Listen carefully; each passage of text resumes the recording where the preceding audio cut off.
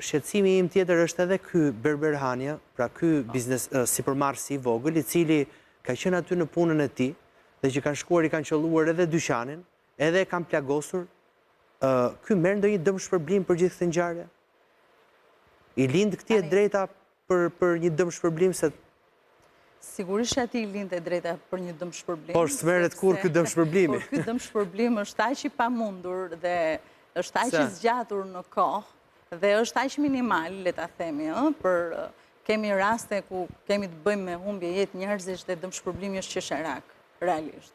Pra duhen parë edhe këto, sepse jeta ka ndryshuar, pra nëse vlerësimi i jetës do të bëhet me 35 milion lekë të vjetra. Ajo pastaj është skandaloze. Jo, dakord. Për ne pyet edhe unë për kuriozitet. Por që pa diskutim që e ka të drejtën ligjore për ta kërkuar.